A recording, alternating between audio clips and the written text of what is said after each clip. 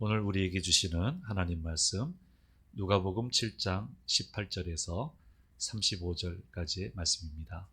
이 계시의 말씀을 같이 읽을 때 살아계신 하나님의 음성을 듣는 시간이 되시기 바랍니다. 화면에 비춰주는 말씀을 같이 읽도록 하겠습니다. 요한의 제자들이 이 모든 일을 그에게 알리니 요한이 그 제자 중 둘을 불러 주께 보내어 이르되 오실 그이가 당신이오니이까 우리가 다른 일을 기다리오리이까 하라 하매 그들이 예수께 나아가 이르되 세례 요한이 우리를 보내어 당신께 여쭤보라고 하기를 오실 그이가 당신이오니이까 우리가 다른 일을 기다리오리이까 하더이다 하니 마침 그때 예수께서 질병과 고통과 및 악기 들린 자를 많이 고치시며 또 많은 맹인을 보게 하신지라. 예수께서 대답하여 이르시되 너희가 가서 보고 들은 것을 요한에게 알리되 맹인이 보며 못 걷는 사람이 걸으며 나병 환자가 깨끗함을 받으며 귀먹은 사람이 들으며 죽은 자가 살아나며 가난한 자에게 복음이 전파된다 하라. 누구든지 나로 말미암아 실족하지 아니하는 자는 복이 있도다 하시니라. 요한이 보낸 자가 떠난 후에 예수께서 우리에게 요한에 대하여 말씀하시되 너희가 무엇을 보려고 광야에 나갔더냐? 바람에 흔들리는 갈대냐? 그러면 너희가 무엇을 보려고 나갔더냐? 부드러운 옷 입은 사람이냐? 보라 화려한 옷을 입고 사치하게 지내는 자는 왕궁에 있느니라. 그러면 너희가 무엇을 보려고 나갔더냐? 선지자냐? 옳다 내가 너희에게 이르노니 선지자보다도 훌륭한 자니라. 기록된 바 보라 내가 내 사자를 내 앞에 보내노니 그가 내 앞에서 내 길을 준비하리라 한 것이 이 사람에 대한 말씀이라. 내가 너희에게 말하노니 여자가 낳은 자 중에 요한보다 큰 자가 없도다. 그러나 하나님의 나라에서는 극히 작은 자라도 그보다 크니라 하시니 모든 백성과 세리들은 이미 요한의 세례를 받은지라. 이 말씀을 듣고 하나님을 의롭다 하되 바리새인과 율법 교사들은 그의 세례를 받지 아니하므로 그들 자신을 위한 하나님의 뜻을 저버리니라. 또 이르시되 이 세대 사람을 무엇으로 비유할까? 무엇과 같은가? 비유하건대 아이들이 장터에 앉아 서로 불러 이르되 우리가 너희를 향하여 피리를 불어도 너희가 춤추지 않고 우리가 곡하여도 너희가 울지 아니하였다 함과 같도다. 세례 요한이 와서 떡도 먹지 아니하며 포도주도 마시지 아니하며 너희 말이 귀신이 들렸다 하더니 인자는 와서 먹고 마시매 너희 말이 보라 먹기를 탐하고 포도주를 즐기는 사람이요 세리와 죄인의 친구로다 하니 지혜는 자기의 모든 자녀로 인하여 옳다함을 얻느니라. 아멘. 누가복음 묵상 26번째 시간입니다. 오늘도 이 말씀을 통하여서 우리에게 주님의 음성을 들려주시기를 원합니다. 세례 요한에 대해서 주님은 분명하게 이렇게 평가를 하셨습니다. 28절 말씀이죠. 우리 같이 한번 28절 말씀에 제가 읽어 드리겠습니다. 내가 너희에게 말하노니 여자가 낳은 자 중에 요한보다 큰 자가 없도다. 그러나 하나님의 나라에서는 극히 작은 자라도 그보다 크니라 하시니 말씀하고 있습니다. 성경 속에는 깜짝 놀랄 만한 위대한 사람들이 많이 소개되어 있습니다만은 그 모든 사람들 중에 가장 으뜸되는 사람은 세례 요한이다. 굉장히 놀랍습니다. 모세도 아니고 다윗도 아니고 노아도 아니고 아브라함도 아니고 참 대단한 겁니다. 이게 참 기준이 우리는 참 이해가 안 돼요.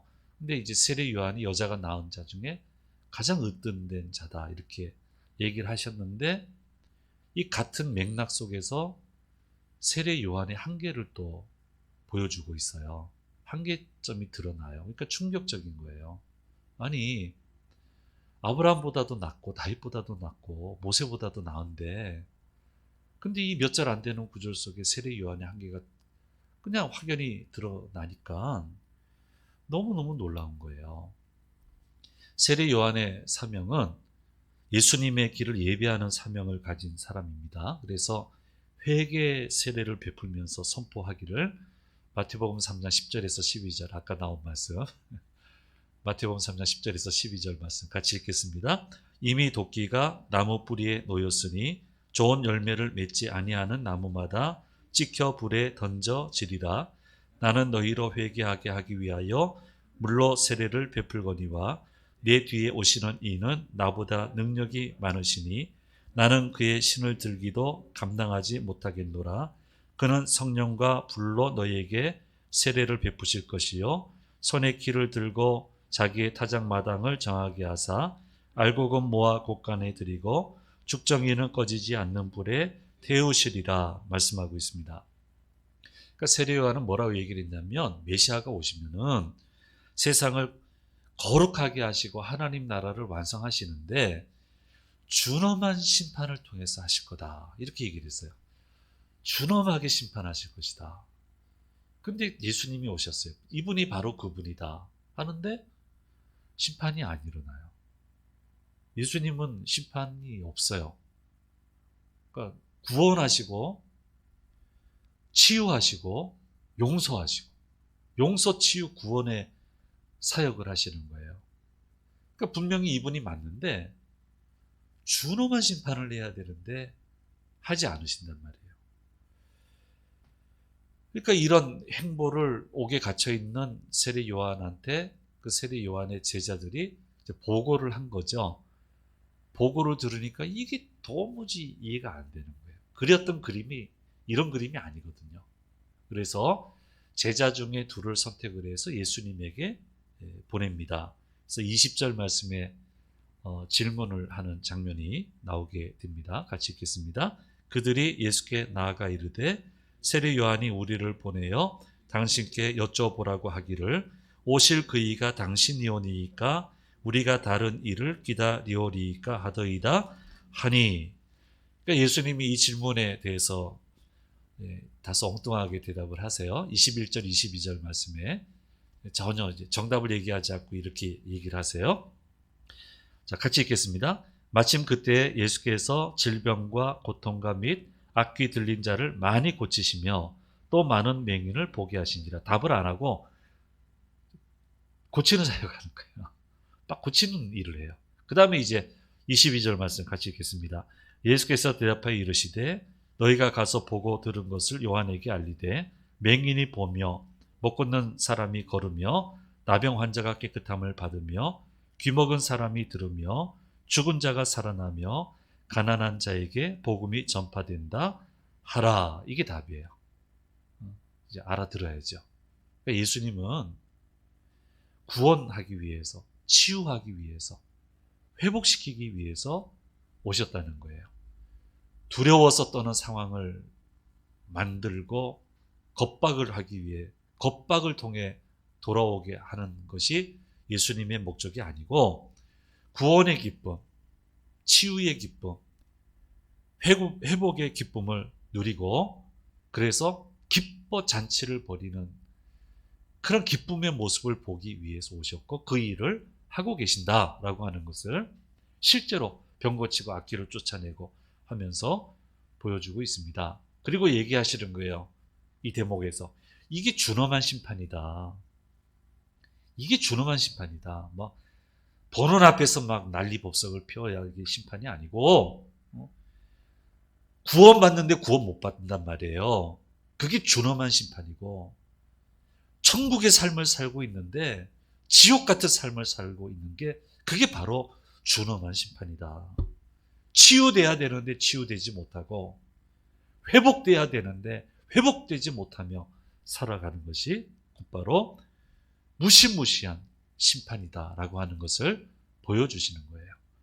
그래서 누가복음 말고 다른 복음서는 이제 이런 동일한 질문이 나오는데 말로만 설명을 하는데 누가복음에서만큼은 실제로 그 세례 요한이 보낸 제자들한테 보여주는 거예요. 보여주고 나서 이것을 가서 이야기하라라고 말씀하고 있습니다. 그러니까 한계예요. 칭찬해놓고 한계가 이제 바로 나오는 거예요.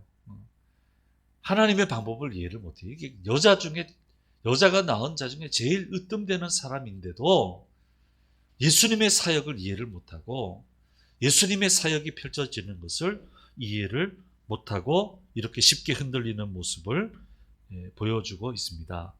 그래서 믿음이 어렵습니다. 그래서 믿음이 어려워요. 하나님은 역사하시는데 진짜 역사하시는가? 이게 여간에서 보이지 않거든요. 잘 안 보여요. 하나님은 반드시 축복하시는데 진짜 축복하시는가? 고쳐주신다고 했는데 진짜 고쳐주시는가? 의심하지 않으면은 산을 들어서 바다에 던지우라 하여도 던져지게 될 거라고 하셨는데 진짜 그대로 되고 있는가? 이게 도무지 납득이 안 돼요. 사람의 머리로 이해가 안 돼요. 주님은 이게 축복이라고 하셨는데 아니거든. 세상 사람들 볼 때는, 세상의 가치관으로 볼 때는 이런 걸 축복이라고 하지 않는단 말이에요. 그러니까 한계에 부딪혀요. 세례 요한도 아마 옥에 갇혀서 좀 시야가 좁아지지 않았을까. 바로 이 한계에 부딪히고 마는 것을 보게 됩니다. 그래서 그 예수님이 말씀 하나를 덧붙이셨어요. 23절 말씀에 얘기를 하셨습니다. 같이 읽겠습니다. 누구든지 나로 말미암아 실족하지 아니하는 자는 복이 있도다 하시니라 말씀하고 있는 겁니다. 그러니까 주님이 행하시고 이루어 가시는 과정을 보면서 이해되지 않는다고 실족하지 말고 낙심하거나 의심을 품지 말고 주께서 행하시는 일들을 전적으로 수용해야 된다. 전적으로 수용해야 된다. 그게 바로 믿음이다 라고 하는 것을 말씀해 주시고 있고, 이 모습을 보여주면서 전달하면서 수용하라고 얘기하는 거예요. 예, 그렇습니다. 주님의 길이 다 이해되는 건 아닙니다. 말씀의 원리는 이해가 되지만 말씀이 내 삶의 현장에 펼쳐지는 과정은 그게 다 이해가 되지 않습니다. 그때 필요한 게 뭐냐? 왜 말씀하셔놓고 들으신다 해놓고 이렇게 이러는 게 아니고 낙심하지 말고 이루시겠지. 뜻이 있으시겠지. 이 길로 가도 거기를 만날 수 있겠지. 안 그러면 어떻게 믿어요? 어떻게 믿어요? 정말 이 길이 아닌 것 같은데, 이 방법으로는 안 될 것 같은데, 근데 기도하는데 이 방법이라는 거예요.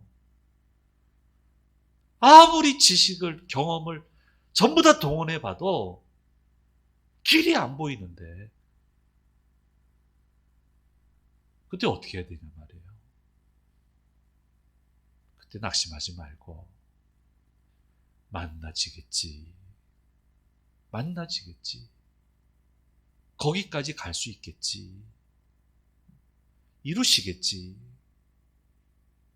그렇게 전적으로 수용하는 자세로 나아가는 것이 바로 믿음이다. 그래서 세례 요한에게 요구하신 것은 바로 이 믿음입니다. 그래서 그 뒤에는 이제 별다른 이야기가 없는 거 보니까 잘 수용을 했겠죠. 그렇죠? 잘 수용을 했을 것으로 그렇게 이해가 됩니다. 그래서 이 말씀을 통해서 우리 다시 한번 믿음이 뭔가, 믿음이 내포하는 의미가 뭔가라는 것을 우리 두 가지를 좀 더 정리를 해야 될 거예요.